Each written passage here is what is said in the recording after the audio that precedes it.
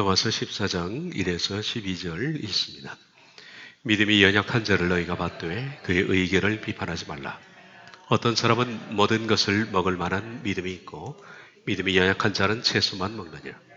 먹는 자는 먹지 않는 자를 업신여기지 말고 먹는 자를 비판하지 말라. 이는 하나님이 그를 받으셨습니다. 남의 하인을 비판하는 너는 누구냐?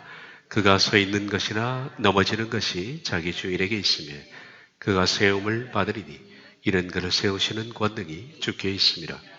어떤 사람은 이 날을 저날보다 낮게 여기고 어떤 사람은 모든 날을 같게 여기다니 각각 자기 마음으로 확정할지니라. 나를 중히 여기는 자도 주를 위하여 중히 여기고 먹는 자도 주를 위하여 먹으리. 이는 하나님께 감사하며 먹지 않는 자도 주를 위하여 먹지 아니하며 하나님께 감사하느니라. 우리 중에 누구든지 자기를 위하여 사는 자는 없고 자기를 위하여 죽는 자도 없도다. 우리가 살아도 주를 위하여 살고 죽어도 주를 위하여 죽나니 그러므로 사나 죽으나 우리가 주의 것이로다. 이를 위하여 그리스도께서 죽었다가 다시 살아나셨으니 곧 죽은 자와 산 자의 주가 되려 하심이라. 네가 어찌하여 네 형제를 비판하느냐? 어찌하여 내 형제를 업신여기느냐? 우리가 다 하나님의 심판대 앞에 서리라. 기록되었으되 주께서 이르시되 내가 살았노니 모든 무릎이 내게 꿇을 것이요 모든 혀가 하나님께 자백하리라 하였느니라. 이러므로 우리 각 사람이 자기 일을 하나님께 직고하리라. 아멘. 비판은 공동체를 무너뜨리는 치명적인 무게입니다. 별것 아닌 것 같지만은 마치 방축에서 물이 새서 시간이 그러면 뚝 전체가 무너지는 것처럼 작은 비판은 마침내 공동체 전체를 균열시켜서 무너뜨리는 큰 무기가 됩니다. 예수님께서도 말씀하기를 남을 비판하는 사람은 실은 자신 속에 더 큰 죄가 있다라고 말씀하셨습니다. 타인을 비판하는 사람은 더 비판받아야 마땅한 사람입니다. 믿음이 연약한 자를 너희가 받되 그의 의견을 비판하지 말라. 믿음이 연약하다라는 것은 병든 상태입니다. 강하지 않고 한결같지 않는 이런 상태를 가리킵니다. 병이 들어있고 그리고 강하지 않고 한결같지 않는 상태. 이런 사람의 의견을 비판하지 말라. 공동체 안에서 비판하는 사람들의 유형은 대부분 본인들이 말씀을 바로 깨닫고 그리고 실천적 열정을 가진 사람입니다. 그러므로 비판하는 것은 약한 사람의 죄라기보다 스스로 믿음이 강하다라고 생각하는 사람들이 범할 수 있는 죄입니다. 열정이 없는 사람은 비판도 하지 않습니다. 그게 문제입니다. 그래서 어쩌면 공동체라는 관점에서 보면 약한 사람들이 끼치는 피해가 1이라면 믿음이 강하다고 생각하는 사람들이 비판에서 끼치는 피해는 열을 넘을 것이다. 더 큰 피해를 끼칠 수가 있다는 거예요. 공동체의 붕괴는 스스로 믿음이 강하다고 생각하는 사람들에 의해서 일어나기 때문입니다. 사실 타인을 비판하는 사람들은 믿음이 강하다고 생각하지만 실은 강한 것이 아니라 교만한 것입니다. 진짜 강한 믿음은 수용의 힘에 달려있다. 약한 것을 이해하고 수용하는 힘을 가진 것, 그게 강한 겁니다. 그러나 강하다고 생각하는 사람은 실은 교만한데 그 사람들은 수용의 힘이 적다라고 할 수 있죠. 위장된 강화입니다. 정말 믿음이 강한 사람들은 연약한 이들을 수용합니다. 믿음이 연약한 자를 너희가 받되 먼저 가서 껴안는다는 얘기입니다. 진짜 믿음이 강한 사람은 연약한 사람의 이 얘기를 수용한다. 그리고 의견을 비판하지 않는다 라고 말합니다. 강한 사람은 약한 사람의 입장에서 하는 얘기는 실은 들을 만한 얘기는 아닙니다. 왜냐하면 믿음이 강한 사람들의 입장에서는 약한 사람들이 상상하지 못하는 더 높은 수준과 도덕과 영적인 깊이의 말씀과 삶을 살기 때문입니다. 그럼에도 불구하고 강한 사람은 약한 사람의 들을 만한 얘기는 아니지만 그 얘기를 수용하는 힘이 있는 거예요. 믿음이 강한 사람은 약한 사람을 가르치거나 훈계하거나 교육하거나 질책하지 않습니다. 왜냐하면 질책과 훈육과 교육으로 믿음이 강하게 되지 않기 때문입니다. 본인도 그렇게 자라왔지만은 믿음은 기다려줌 거기서 자라나게 됩니다. 하나님이 그러셨듯이 오래 기다림, 그것이 사람을 바르게 세우는 힘이기 때문입니다. 이어서 말씀을 봅니다. 믿음이 연약한 자를 너희가 봤되 그의 의결을 비판하지 말라. 어떤 사람은 모든 것을 먹을 만한 믿음이 있고 믿음이 연약한 자는 채소만 먹느니라.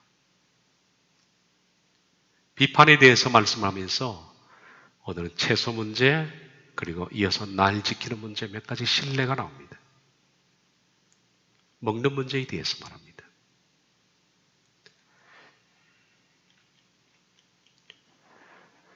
믿음이 강한 사람은 음식에 관해서 모든 것을 꺼리낌 없이 먹습니다.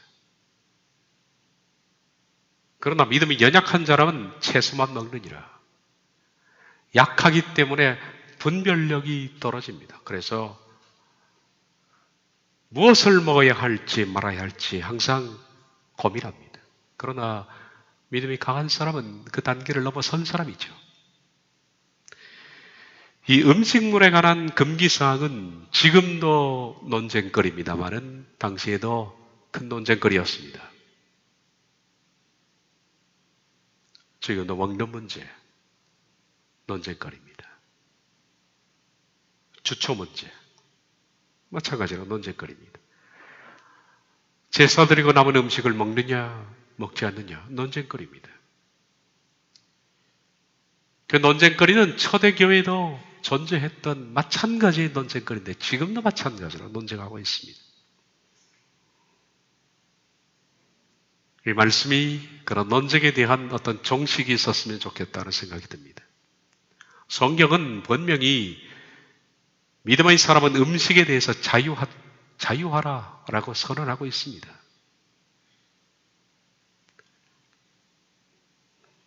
마태복음 15장 16부터 18절 예수께서 이르시되 너희도 아직까지 깨달음이 없느냐 입으로 들어가는 모든 것은 배로 들어가서 뒤로 내버려지는 줄 알지 못하느냐 입에서 나오는 것들은 마음에서 나오나니 이것이야말로 사람을 더럽게 하느니라.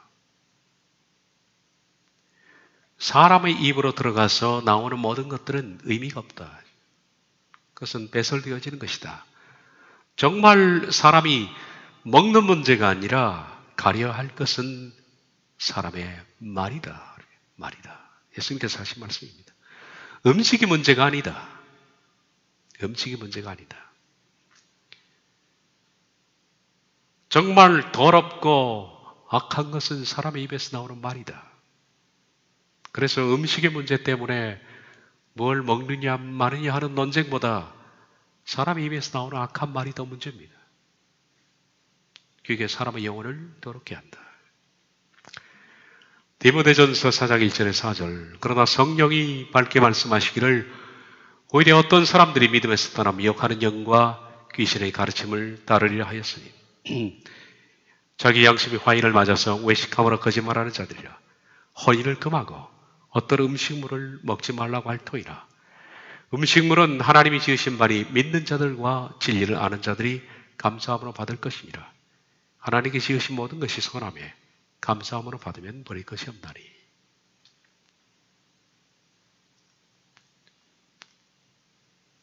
외식함으로 거짓말하는 사람은 혼인 금함에 대해서도 독신에 대해서도 이렇게 강하게 유혹할 것이고 또 음식물 문제 가지고 사람의 영을 혼란하게 만들 것이다. 그러나 모든 음식은 하나님이 지으신 것이다. 그러므로 감사함으로 받아 먹으라. 그렇게 정의합니다. 여기 믿음이 약한 사람은 채소만 먹는다 하는 것은 왜 그러냐 하면 그 당시에는 채소만 먹어라 라는 규정은 없습니다. 성경 어디에도. 하나님께서 육식도 말씀하셨습니다. 그런데 그렇게 채소만 먹어야 되겠다라고 강하게 주장하는 사람들, 믿음이 약한 사람들은 성경이 그렇게 말씀하기 때문이 아니라 당시의 전통과 관습 때문이었습니다.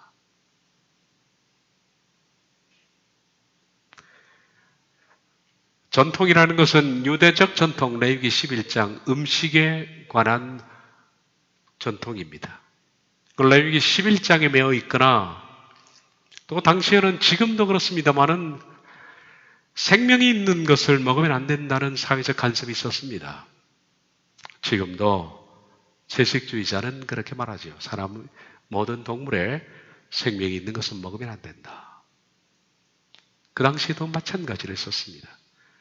그리고 또 그 당시에 금욕주의적 열정을 가진 사람이 있었는데 이런 사람들은 금욕함으로 더욱 신께 가까이 갈 수 있다. 인간의 욕망을 제어할 수 있다라고 생각하기 때문에 금욕주의적 열정이 강했던 사람입니다. 그런 분들은 아무래도 고기를 먹으면 사람이 욕정적이 된다라고 생각해서 채식주의로 흐르게 되어 있었습니다. 그래서 채소를 먹습니다. 혹은 지금도 그렇거니와 그 당시도 건강상 문제 때문에 채식을 하는 사람들이 있었습니다.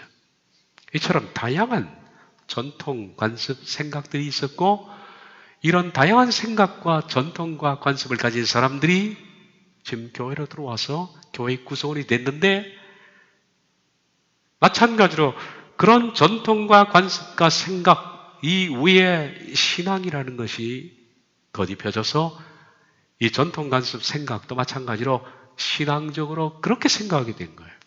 그렇게. 사람은 보고 싶어 하는 것만 보지 않습니까?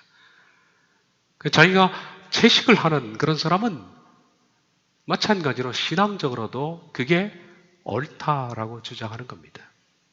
그것 때문에 충돌이 생겨나기 시작하는 거예요. 그 외에 그 당시에는 시장에서 파는 고기들 대부분이 우상에게 바쳤던 제물들입니다.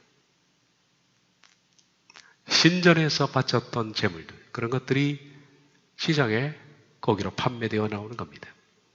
그래서 그리스도인들 가운데서는 그런 것들을 먹는 것은 귀신의 제물을 먹는 것이다. 귀신의 제물을 먹으면 귀신의 제사에 참여하는 것이다. 그리고 자신의 영에 문제가 생긴다라고 생각했습니다. 지금도 마찬가지예요. 제사상을 거쳐서 나온 음식을 먹으면 귀신의 악한 영향에 접하는 것처럼 그렇게 생각하는 지금 생각이나 그때 생각이나 비슷한 것 같습니다. 이런 여러 가지 생각과 전통과 관습 때문에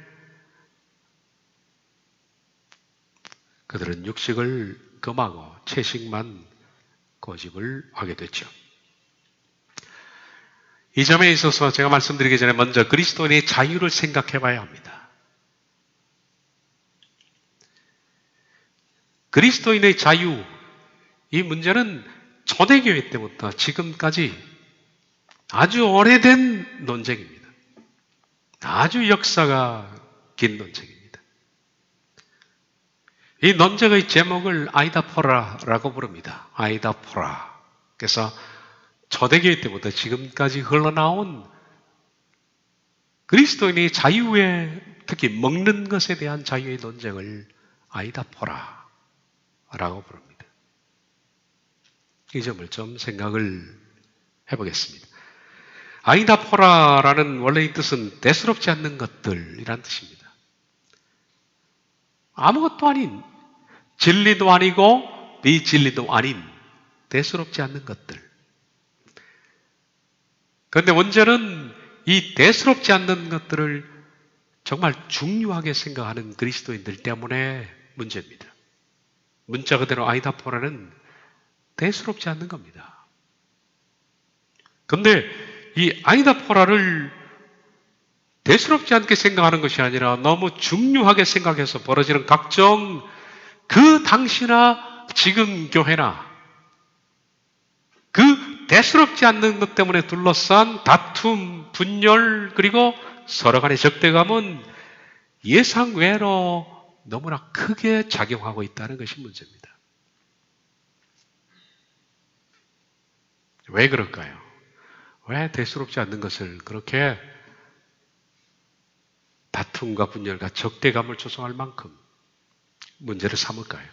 특히 진리를 따르려 하는 기독교인들에게는 오히려 아이나포라가 세상 사람들보다 더 크게 부각됩니다. 세상 사람들은 그냥 욕 한마디 하고 술 한잔하면서 풀면 술 취해서 다 풀리잖아요. 그런데 예수쟁이들이 너무 생각이 예민해서 그렇습니다. 정말 예민하거든요. 진리를 따른다라고 하는 사람들이 더 여유가 없는 것 같아요. 사람들이 생각의 폭이 너무 한정적이 되어 있어요. 그러다 보니까 교회 안에서 아이나포라의 문제가 세상보다 더 크게 부각되고 있는 것은 사실입니다. 웃지 못할 얘기지만은 초대교회에서는 교부들 논쟁 가운데 보면 바늘 위에 천사가 몇 명 앉을 수 있냐, 이것 가지고 치열하게 싸웠다. 전에 말씀드렸지 않습니까? 그걸 어떻게 합니까? 그리고 제정 러시아 말기에는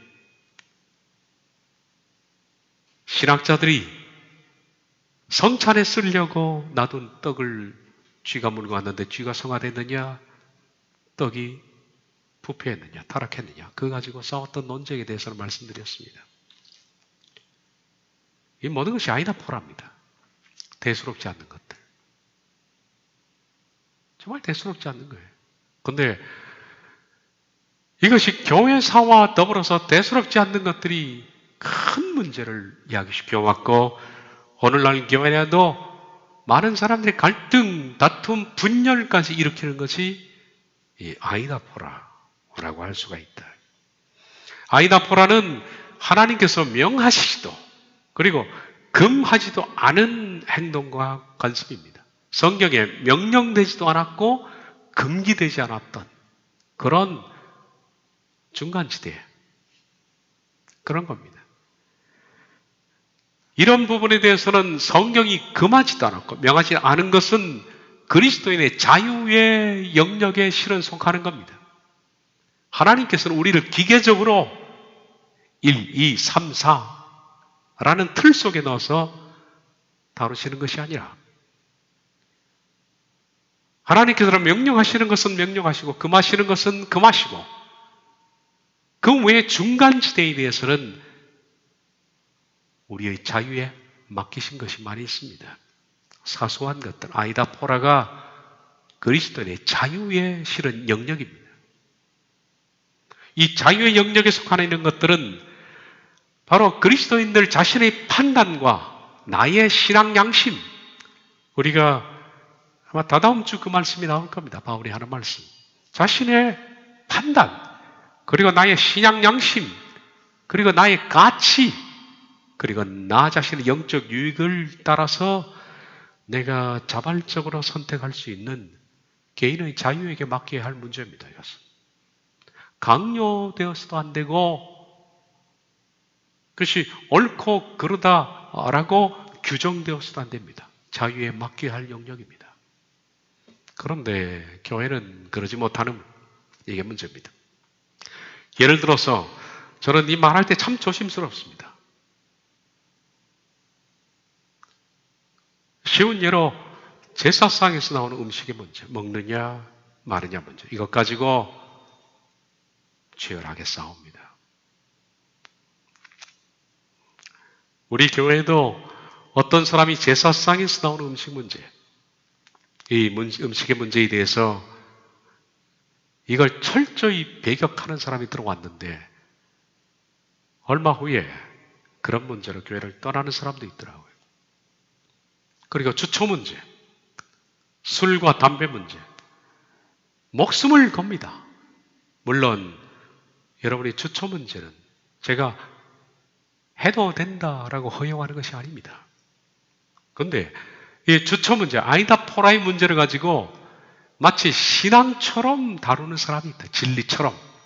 그래서 담배를 피우면 지옥에 가는 것처럼, 술을 마시면 지옥에 가는 것처럼, 이게 중간지대의 영역입니다. 언제 제가 시간이 되면 술에 관한 얘기를 말씀을 한번 드려야겠다라고 생각하는데 조심스러운 테마 중에 하나입니다. 이런 문제는 개인의 자유에 맡겨야 하는 거죠. 이것은 각 개인의 책임감과 판단, 그리고 신앙의 양심의 자유에 맡긴 것인데, 문제는 이것에 대한 자신의 견해, 개인의 견해를 타인에게도 독선적으로 주장하고, 그리고 독단적으로 그것을 종이하고, 그렇게 하면 타인을 비난하고, 그럴 때 분쟁과 다툼이 발생하는 것이 문제입니다. 먹는 문제보다 입에서 나오는 문제가 더 큰 죄라는 겁니다. 예수님께서는 아이다포라를 어떻게 말씀하셨을까요? 많은 내용이 있지만은 안식일 논쟁이라는 마태복음 11장 거기서 예수님께서 아이다포라를 대하시는 태도를 읽을 수가 있습니다. 안식일에 예수님의 제자들이 길을 가다가 길가에 있는 밀을 잘랐습니다. 그리고 손으로 비벼서 먹었습니다. 바리새인들이 달려왔습니다. 당신의 제자들이 지금 타작을 했다는 겁니다. 장로들의 이어진 그 전통에 따르면 배고픈 사람은 지나가다가 타인의 밭에 밀 뜯는 건 죄가 아닌데, 그것을 까먹어야지 손으로 비빈 것은 타작행위다. 그것은 안식일에 일하는 것이라는 거예요. 까먹는 것은 일이 아니고 비비는 것은 일이라는 거예요. 그래서 예수님이 제자들을 비난하는 겁니다. 지금 이게 아이다포라의 문제입니다. 여기서 안식일을 준수하느냐 준수하지 않느냐는 것은 아이다포라가 아닙니다. 이건 진리입니다. 진리가 규정하는 겁니다. 안식일을 지켜라, 아이다포라의 문제가 아닙니다. 여기서 아이다포라는 안식일날 밀 이삭을 먹는 방법입니다. 까먹으면 되는데 잘라 먹었다. 그 부분이 아이다포라입니다. 예수님께서 이 부분에 대해서 말씀하십니다.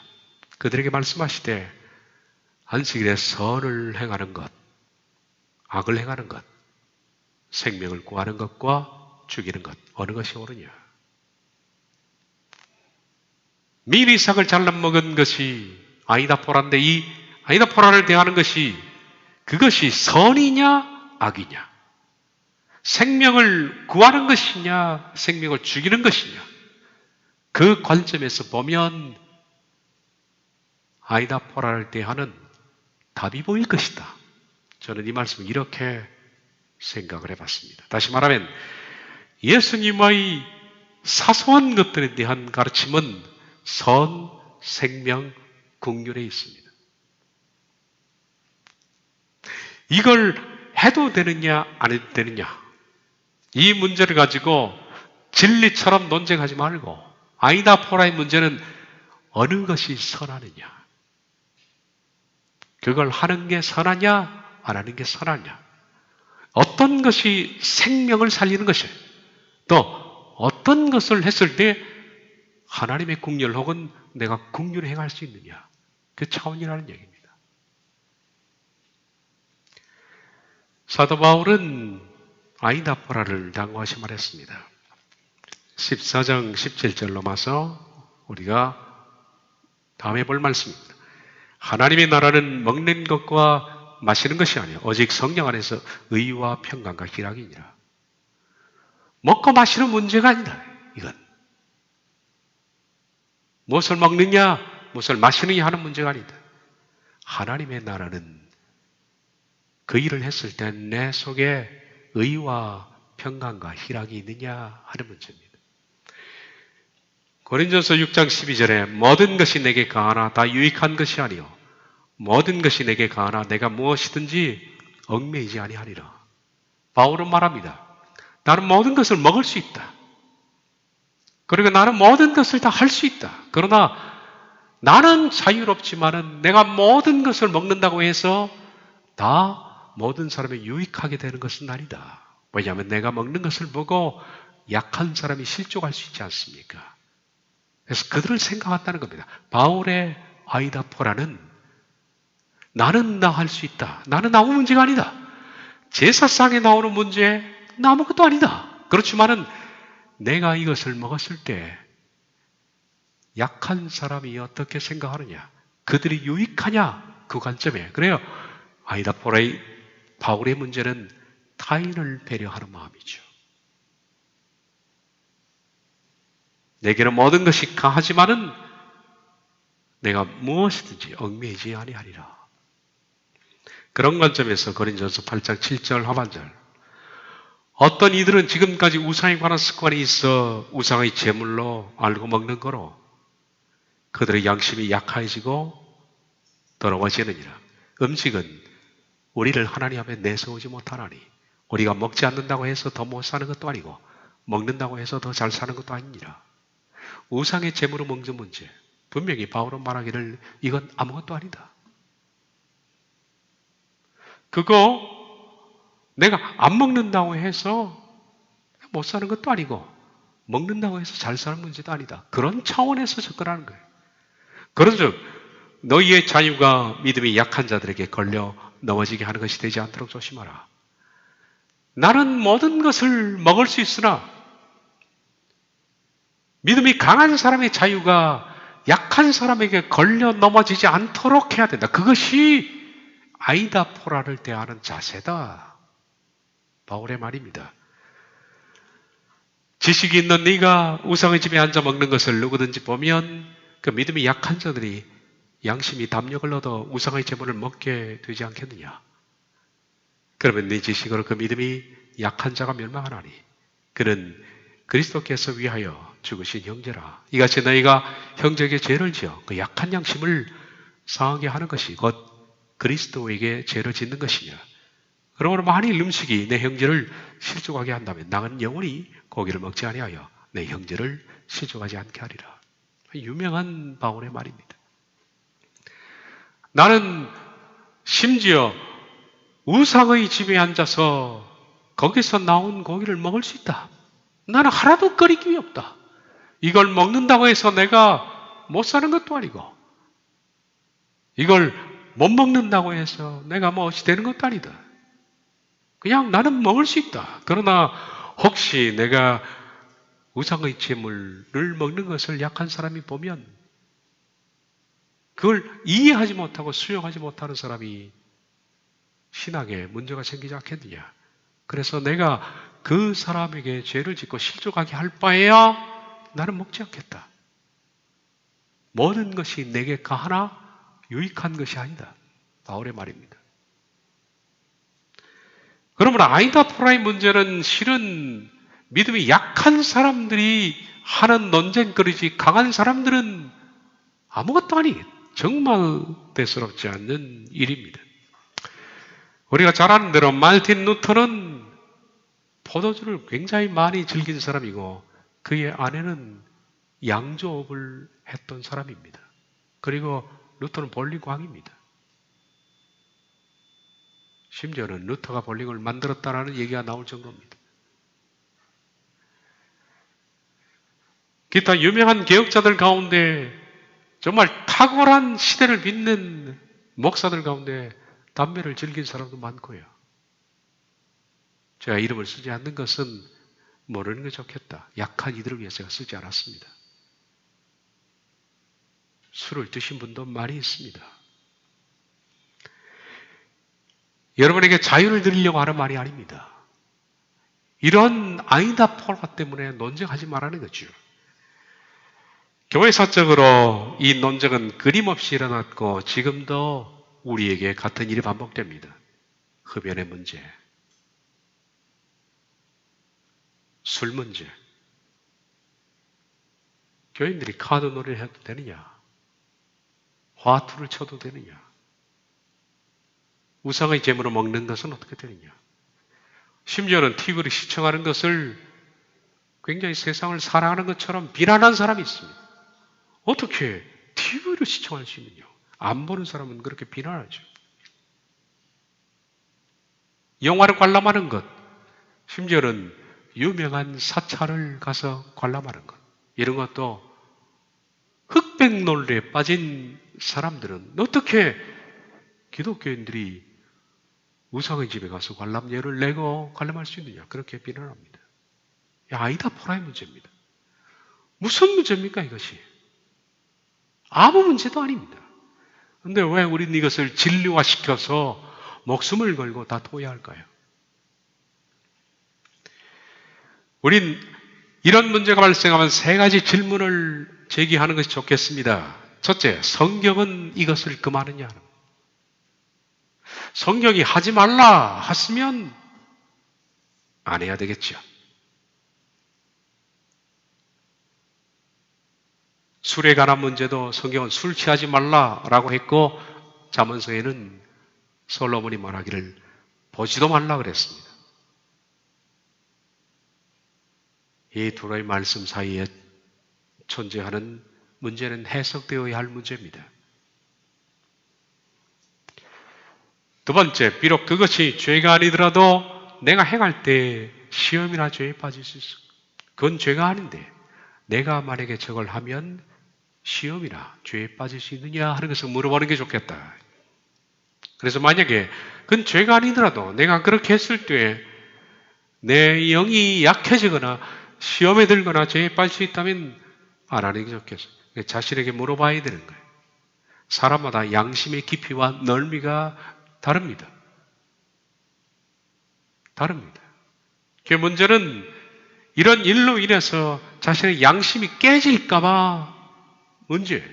세 번째, 이 행위를 통해 약한 형제가 보면 자극되거나 실족하게 되지 않을까 하는 그 우려성을 물어봐야 된다.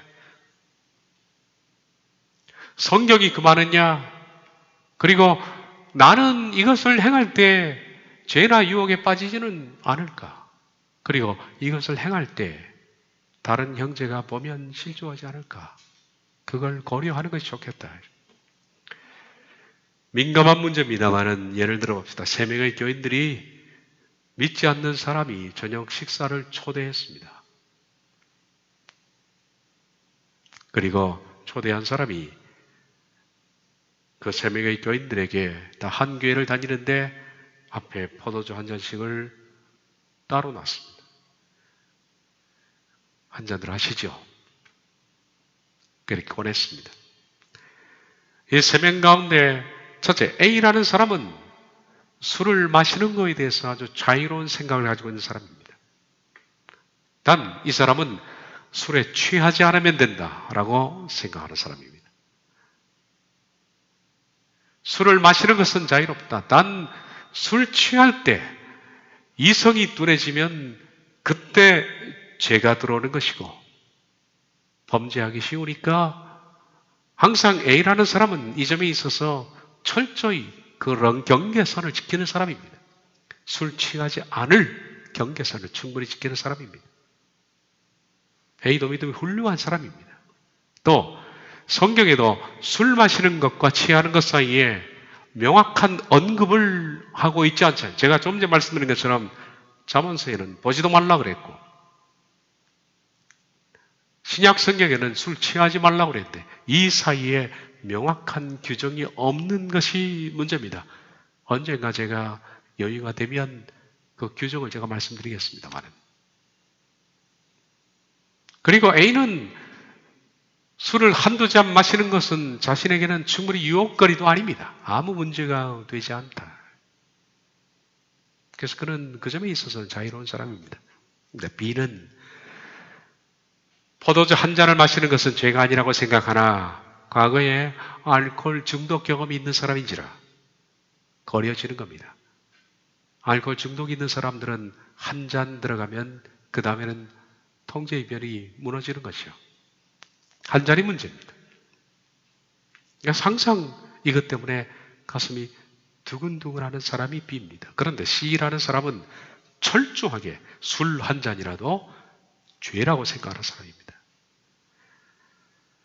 그리고 평소에도 C는 그리스도인들은 술 한 잔 마시는 것도 지옥 갈 것처럼 생각하는 철저한 금주의 개념을 가지고 있는 사람이었죠.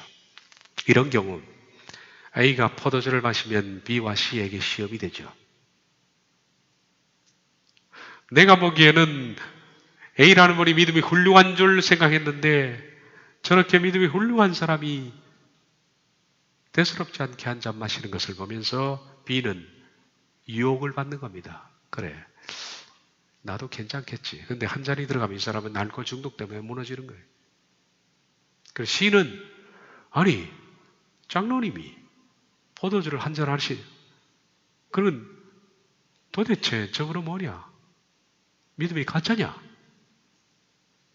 나는 먹어도 되나? 뭐 그런 여러 가지 생각이 들 겁니다. 그래서 만약에 C가 자신의 양심의 소리를 무시하고 A도 드셨으니까 나도 포도주를 마신다 라고 할 때 뭐가 문제냐면 A도 문제가 아니고 B도 문제가 아니고 C 자신이 문제입니다. 자신이 설정해 놓은 양심입니다. 양심 기준이 C는 어떻습니까? 술 한 잔도 먹지 말아야 한다. 설정을 해놨잖아요. 양심이라는 건 참 이상해요.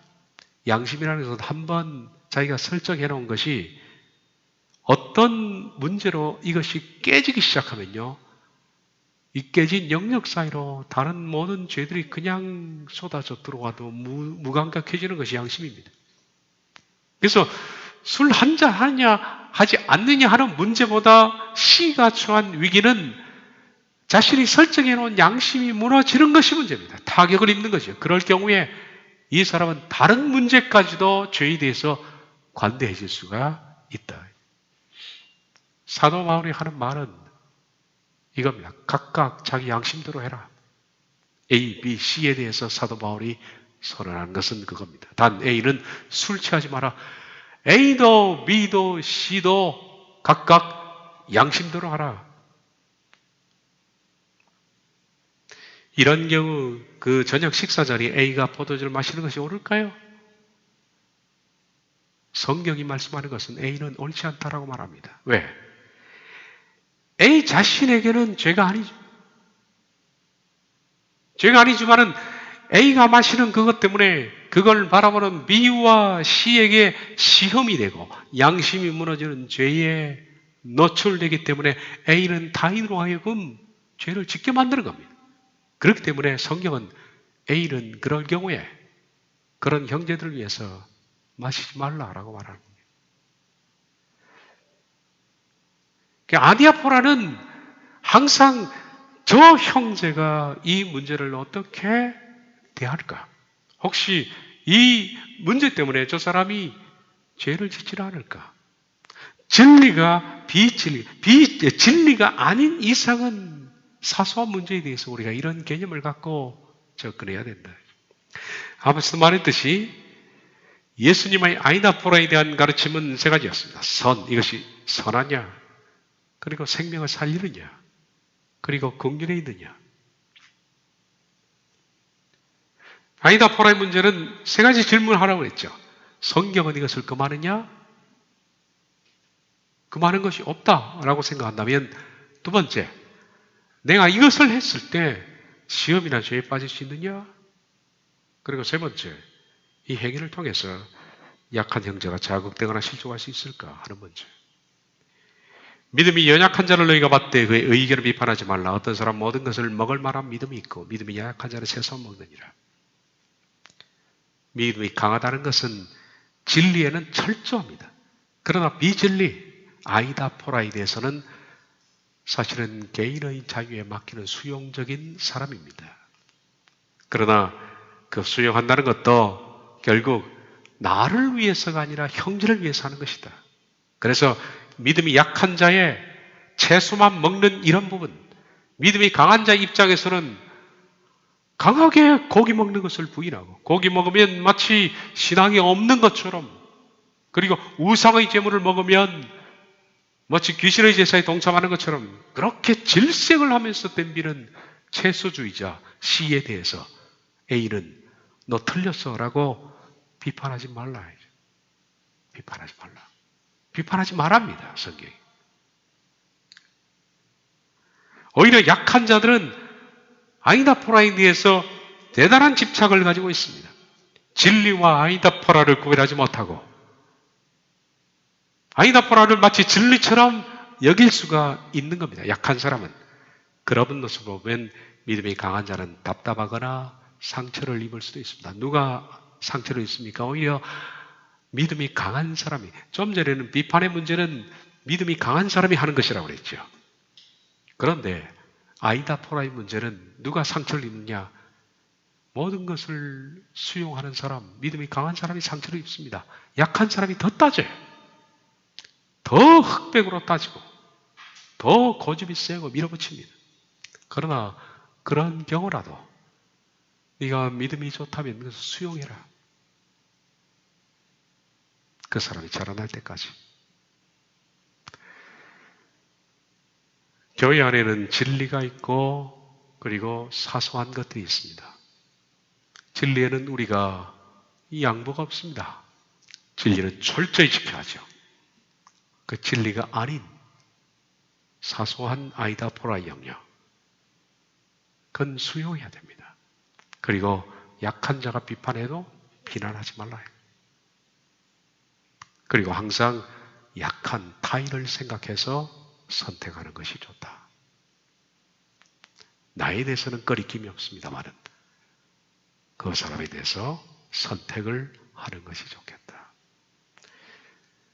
이 비판의 문제는 아직 끝나지 않았습니다. 계속 이어지는 문제니까 이어서 다음 시간에 계속 보도록 하겠습니다. 기도하겠습니다. 자비하신 하나님, 우리가 진리에는 생명을 걸어야 하고 타협이 없습니다마는 사소한 것들에 대해서는 비판하지 말고 수용할 수 있는 힘, 그리고 타인을 헤아릴 수 있는 마음을 주시옵소서. 예수님의 이름으로 기도하옵나이다. 아멘.